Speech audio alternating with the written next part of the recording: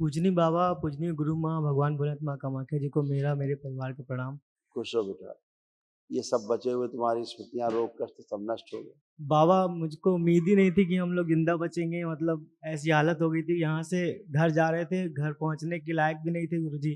फिर मैंने बाबा माँ से बोला था कि कम से कम यहाँ रास्ते में कुछ ना हो, घर मुझे पहुँचा दीजिए। मैं घर पहुँच गया था अच्छे से। फिर उसके बाद मैंने गुरु माँ को याद किया था। फिर उसके बाद पता नहीं क्या हुआ गुरुजी, धीरे धीरे हम लोग वापस से सही होने लग गए। गुरुजी मैंने कोई भी गलती जानबूझ करके नहीं की। बाबा हम जहाँ रहते वहां पर बहुत गंदी नकारात्मक और आसुरी शक्तियां रहती थी। हमारा उनसे दरबार ने छुड़ाव करवा दिया था, हम स्वस्थ हो गए थे। पर वो हमारा वहां पर अधिकार है गुरुजी, पैतृक संपत्ति में, और हम उसको पाना चाहते थे, क्योंकि हम उसके अलावा हमारा कोई रास्ता नहीं है कि हम कहीं और जाके रह सके। उनके साथ हमें नहीं रहना। पहले भी बाबा मैंने दरबार से प्रार्थना की थी, उन्होंने लड़ाई झगड़ा किया, मैंने उनसे बहुत बार प्रार्थना करी कि मुझको मेरी जगह में हिस्सा दे दो। वो नहीं मानते, सापें देवी देवताओं की पूजा करते। बाबा मैंने संकल्प कर लिया था, वहां पे बहुत सारे डीएनए जुड़े हुए हैं, सारे डीएनए की गंदगी मुझ पे आ गई थी।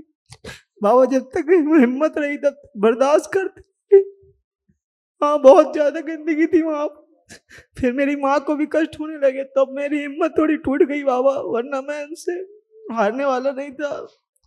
बाबा मैं दरबार से, गुरु माँ से सबसे माफी मांगता हूँ कि मैंने संकल्प तोड़ दिए थे। मैं संकल्प नहीं तोड़ना चाहता था।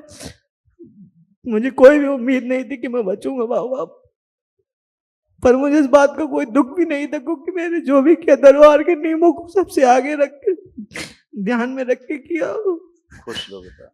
बाबा मैं दरबार का प्रचार का कार्य भी कर रहा था, मुझको कुछ लोगों ने दरबार का प्रचार कार्य करने से रोका और बहुत कुछ किया उन्होंने बाबा। सब जगह से तकलीफ ही तकलीफ दी। वो कार्य मैं दिल से करता था बाबा जी, वो कार्य मेरा छूट गया। उसके बाद से मुझे कहीं भी अच्छा नहीं लगता, मुझे कुछ भी अच्छा नहीं हो गए तो दरबार ने किनारा किया, इतनी बात है। नकारात्मक है तो नहीं हो रहा है, बचना है, क्योंकि नकारात्मक लोग आपको सिर्फ नकारात्मक कर सकते हैं जी। ठीक, उनका काम ही है, वो नकारात्मक है, दूसरे को नकारात्मक करेंगे। वो कष्ट में है, दूसरों को कष्ट में लाएंगे। वो मर रहे हैं, दूसरों को मारेंगे। तो इसीलिए दरबार है, आप देखते हो, अंधा भी अगर इस दरबार के बारे में देखे, सोचे, तो उसे दिख जाता है कि ये दरबार है, यहाँ ईश्वर मौजूद है। जी गुरुदेव। है ना। ये सब तुम्हारे रोग कष्ट है, सब बच्चे सब नष्ट किए गए, कोई शेष नहीं। देखो बाबा ये आपके दरबार में। थैंक यू बेटा, धन्यवाद। खुश हो। देखिए तुम्हारे सब रोग कष्ट। ब्रेन डिसऑर्डर था, बाइपोलर डिसऑर्डर था, ब्रेन स्ट्रोक की स्मृति थी, शरीर में अकड़न जकड़न रहना, प्राइवेट पार्ट में गंदे स्पंदन होना, आंतों में घाव बन रहे थे, लीवर सिरोसिस था, पैनिक अटैक आना, बुद्धि बंधी हुई थी, किडनी श्रिंक हो रही थी, स्वयं से घृणा होना, यूरेटर में पस पड़ रहा था, लंबर स्पॉन्डिलाइटिस था, नकारात्मक सोच और विचार आना, हड्डियों में गलन हो रही थी, पेट में दर्द होना, वीर्य नाश कराने वाली स्मृति थी, कैंसर की स्मृतियां थी अंडकोश में, प्रोस्टेट में, कोलोन में, लंग्स में और रीढ़ की हड्डी में। इतने सारे रोग कष्ट थे जी बाबा जी, सब नष्ट किए गए, अब कुछ शेष नहीं। अब एकदम टनाटन ऐसे ब्रेन बनता जा रहा था, देखो कैसे खतरनाक। देखो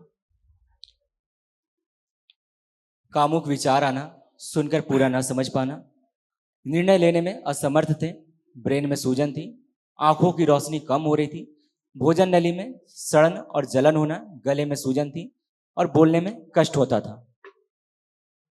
हो रहा है तो सभी। जी गुरुदेव। ये सब नष्ट हो गया, बढ़िया हो। महाहवन करो तत्काल, कल प्रातः। हम लोग गुरुजी 3 लोग हैं डीएनए, मैं हूँ, मेरी माँ, मेरा भाई। तीनों को ही रखना जी। तुम भी रहोगे, दोनों को रखना। तुरंत सबके संकल्प गुरुजी अकेले ही करता हूँ मैं हर चीज के। और अच्छी बात है, जब कोई न करे तो खुद ही करना होता है। जी गुरुदेव। खुश हो।